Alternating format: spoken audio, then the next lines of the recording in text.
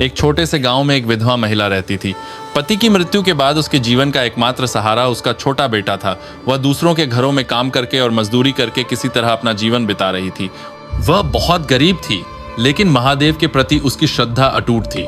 वह हर काम शुरू करने से पहले कहती थी, हे शिव, आप मेरे गुरु हैं, आप ही मेरा मार्गदर्शन करें। एक रात उसके बेटे को बहुत तेज बुखार आया। रात बीतते बीतते बच्चे की हालत इतनी बिगड़ गई कि वह होश खोने लगा। तड़पते हुए बच्चे को देखकर माँ का कलेजा फट गया। वह मदद के लिए साहूकार के पास गई, लेकिन साहूकार ने उसे धक्के मारकर निकाल दिया, क्योंकि उसके पास गिरवी रखने के लिए कुछ नहीं था। वह गांव के वैद्य के पास गई, लेकिन वैद्य ने बिना पैसों के इलाज करने से मना कर दिया। निराश होकर वो अपने घर की ओर लौट रही थी, तभी उसने एक कुटिया से हर हर महादेव के जयकारे सुने। वहां कुछ लोग बैठकर शिव चर्चा कर रहे थे। वह महिला वहीं आंगन में बैठकर फूट फूट कर रोने लगी। वहां मौजूद एक गुरु बहन ने उससे पूछा, बहन, तू क्यों रोती है? महिला ने अपनी सारी व्यथा सुनाई।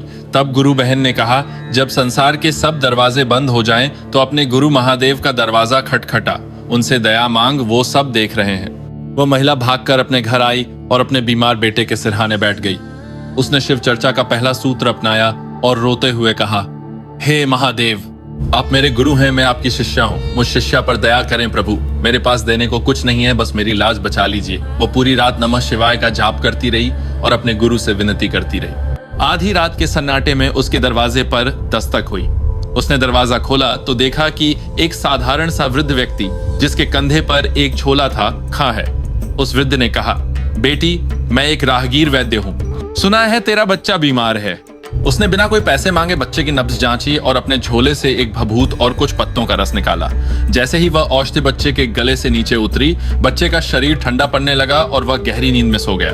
महिला उस वृद्ध के पैर पकने के लिए झुकी और जैसे ही सिर उठाया, वह वृद्ध वहां से ओझल हो चुके थे। वह बाहर भागी, लेकिन दूर दूर तक कोई नहीं था।